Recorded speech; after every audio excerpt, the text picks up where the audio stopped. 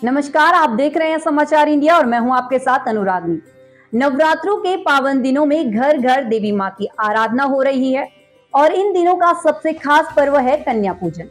आज हम आपको बताएंगे कि आखिर कन्या पूजन इतना विशेष क्यों है और ये क्यों किया जाता है, साथ ही किस किस रूप में माता की आराधना की जाती है और इसके क्या महत्व बताए गए हैं। नवरात्रि के 9 दिनों में माँ दुर्गा के 9 रूपों की पूजा की जाती है और अष्टमी या नवमी के दिन कन्या पूजन का विशेष महत्व होता है। मान्यता है कि छोटी छोटी कन्याओं में स्वयं माँ दुर्गा स्वरूप विद्यमान होता है, इसीलिए उन्हें देवी का स्वरूप माना जाता है और उनकी पूजा की जाती है।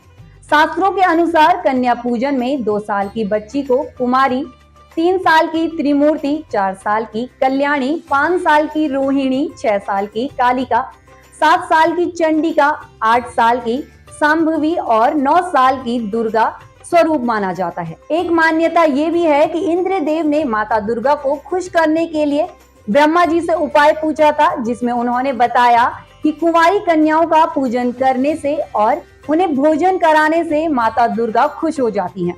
सुझाव मिलने के बाद इंद्रदेव ने वैसा ही किया और इंद्रदेव ने इस सेवा भाव को देखकर माता रानी उनसे प्रसन्न हुई थी और आशीर्वाद दिया था, जिसके बाद से नवरात्रि में कन्या पूजन की परंपरा शुरू हुई थी। धार्मिक मान्यताओं के अनुसार कन्या पूजन करने से घर में सुख समृद्धि आती है, परिवार में नकारात्मकता दूर होती है और माता रानी की विशेष कृपा बनी रहती है।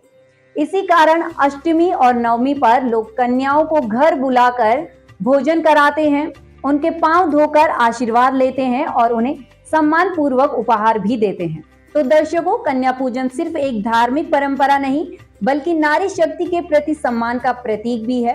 माँ के इन छोटे छोटे रूपों की पूजा कर हम न केवल आस्था निभाते हैं बल्कि ये संदेश भी देते हैं कि स्त्री शक्ति सृष्टि की मूल आधार है।